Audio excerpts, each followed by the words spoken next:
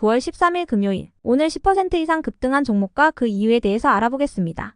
오늘 장은 오후 3시 30분 키움증권 기준으로 코스피 지수는 0.13% 상승한 2575.41포인트로 마감했습니다. 외국인은 매도, 기관은 매수로 임한 가운데 개인은 매수로 대응했네요. 오늘 코스피 거래 대금은 8조 원입니다. 한편 코스닥 지수는 0.30% 상승한 733.20포인트로 마감했습니다. 외국인과 기관은 매도로 임한 가운데 개인은 매수로 대응했습니다. 오늘 코스닥 거래 대금은 5조 원입니다. 그럼 본격적으로 오늘의 급등 종목들을 살펴볼게요.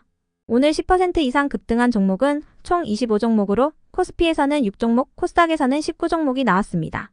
이 중 상한가 종목은 영풍, 하이트론, HL사이언스, 영풍정밀, 골드NS, 우정바이오, 오가닉티 코스메틱 7종목이고요. 오늘 하한가 종목은 드래곤플라이 한 종목이 있었습니다. 총 25개의 급등 종목들을 한데 모아서 섹터별로 묶어보니 2개 테마로 나눠볼 수 있었어요. 그 외 나머지는 개별 이슈로 오른 종목들인데요. 먼저 1번 영풍그룹 섹터입니다. 어제 장마감 후 고려아연을 둘러싼 경영권 분쟁이 격화되고 있다는 소식이 전해진 바 있습니다. 고려아연은 최윤범 고려아연 회장의 최씨 일가와 최대 주주인 영풍의 장씨 일가가 경영권 분쟁을 진행 중이었는데요. 사모펀드 운용사인 MBK 파트너스가 영풍과의 주주 간 계약을 통해 고려아연의 최대 주주가 됐다고 전해졌어요. 기습적인 공개 매수로 선제 공격에 나선 MBK 파트너스와 영풍은 최윤범 고려아연 회장 측에 대한 법적 공세도 시작했는데요. 공개 매수가 본격화된 상황에서 영풍의 특수관계자인 최 회장이 자사주 취득과 대한 공개 매수를 통해 방해할 경우 자본시장법 위반과 시세조정 혐의가 될 수 있다고 주장했습니다. 이에 대해 고려아연은 이번 공개 매수는 영풍이 기업 사냥꾼 MBK 파트너스와 결탁해 일방적으로 진행하는 것으로 당사는 반대 의사를 표명한다고 밝혔는데요. 이 같은 소식에 고려아연을 비롯하여 경영권 분쟁 주체인 영풍그룹주들이 시장에서 주목받았으며 이틀 전 CR홀딩스로부터 고려아연의 주식 39,000주를 취득한다고 공시했던 조선내화도 강세로 마감했습니다. 다음은 이번 전기차 섹터입니다. 어제 저녁 현대차와 미국 제너럴모터스가 포괄적 협력을 위한 업무 협약을 체결했다는 소식이 전해졌습니다. 양사는 승용차는 물론 상용차를 공동 개발하고 생산하기로 했다고 전해졌는데요. 전기차 배터리 원자재와 철강 등의 소재를 함께 조달하는 방안도 검토하기로 했다고 전해졌어요. 두 기업이 협력할 경우 값싼 중국산 전기차 공세에 대응할 수 있을 것으로 전망되고 있습니다. 한편 미국 하원이 중국 부품이 포함된 배터리를 장착한 전기차는 세액공제 혜택 대상에서 아예 제외하는 법안을 가결했는데요. 이번 법안은 중국과 조금이라도 관련된 배터리를 쓰는 전기차는 세액공제 혜택 대상에서 아예 제외하는 것이 골자라고 전해졌어요.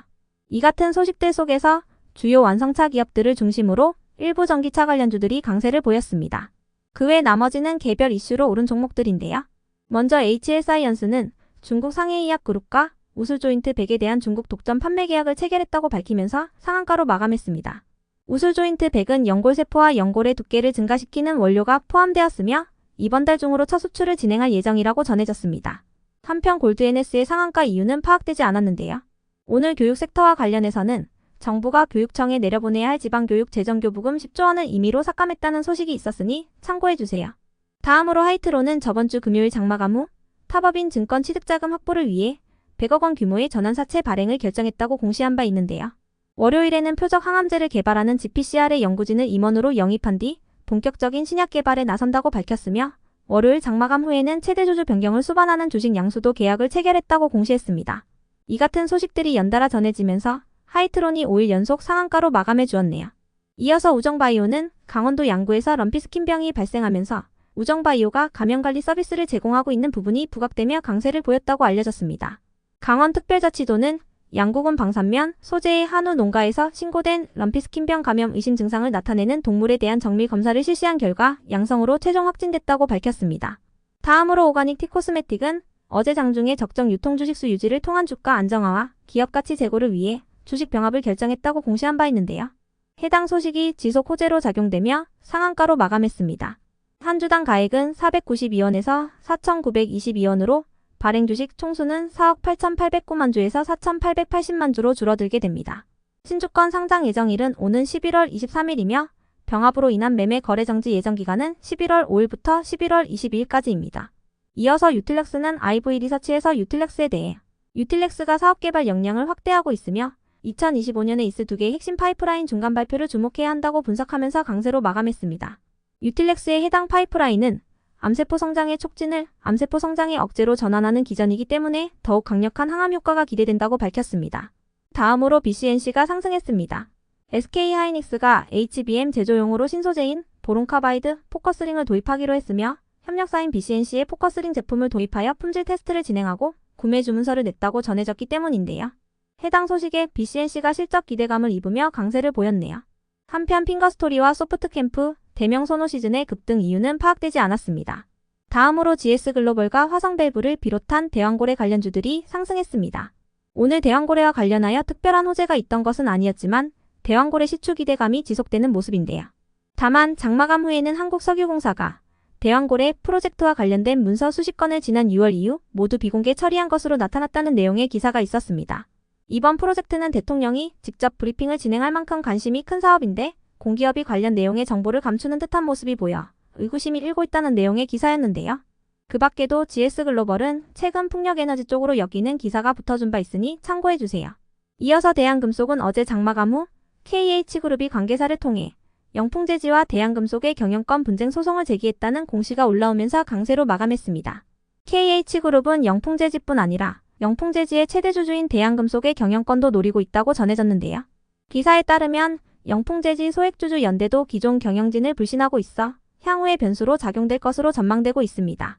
다음으로 인벤티지랩은 지난 1월달에 공동개발 계약을 맺은 유한양행과 함께 세마글루타이드의 약효 지속 기간을 1개월로 늘린 IVL 3021을 개발 중이라고 전해지면서 상승했습니다. 세마글루타이드는 노보노디스크가 개발한 비만 치료제 위고비의 주성분이라고 알려졌는데요.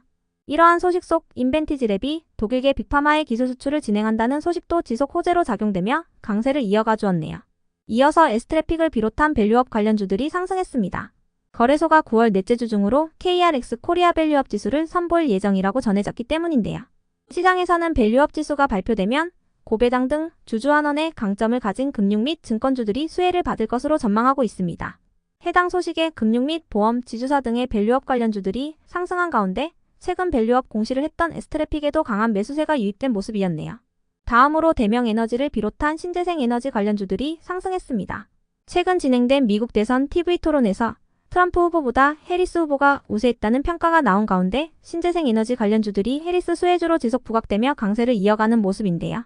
이에 대해 유진투자증권은 그간 트럼프의 억눌려온 그린산업 관련주들이 급등했으며 해리스가 당선되면 바이든 정부의 그린산업 육성책인 IRA의 연속성이 보장되기 때문이라고 분석했습니다. 금리 인하의 사이클까지 겹치고 있어 대규모 투자가 동반되는 해상풍력과 육상풍력, 태양광 기업들 순으로 혜택을 받을 것이라 전망했습니다. 한편 EM텍의 급등 이유는 파악되지 않았지만 전자담배 신제품이 출시된다는 소식에 강세를 보였다는 기사가 있었으니 참고해주세요. 다음으로 해성로보틱스도 오늘 급등할 만한 호재나 공시는 파악되지 않았는데요. 로봇 관련주들의 경우 삼성의 웨어러블 로봇인 보핏의 출시 기대감이 지속되며 최근 강세를 보인 바 있으니 참고해주세요. 이어서 SAMG엔터는 애니메이션 영화인 사랑의 하츄핑이 흥행을 이어가고 있다는 소식에 상승세를 이어갔습니다. 증권가에선 사랑의 하츄핑이 중국 시장 개봉을 앞둔 만큼 추가적인 상승이 이어질 것으로 전망 중이라고 전해졌습니다. 다음으로 예스24는 9월 20일에 컴백하는 피프티의 두 번째 미니 앨범인 러브튠이 유튜브에서 공개됐다고 전해지면서 상승했습니다. 예스24는 전환사채 인수 방식으로 피프티의 소속사인 어트랙트에 투자한 이력이 있어 관련주로 묶이고 있습니다. 끝으로 오늘은 하한가를 간 종목도 한 개가 있었는데요. 드래곤플라이는 장중에 80% 비율의 감자 결정 공시를 하면서 하한가로 마감했습니다. 드래곤플라이는 결손금 보전을 통한 재무구조 개선 목적으로 이 같은 감자를 결정했다고 밝혔는데요. 기존일은 11월 11일이며 상장 예정일은 11월 29일입니다. 그럼 오늘의 거래량과 거래대금 상위 종목들을 시장별로 살펴보고 마칠게요.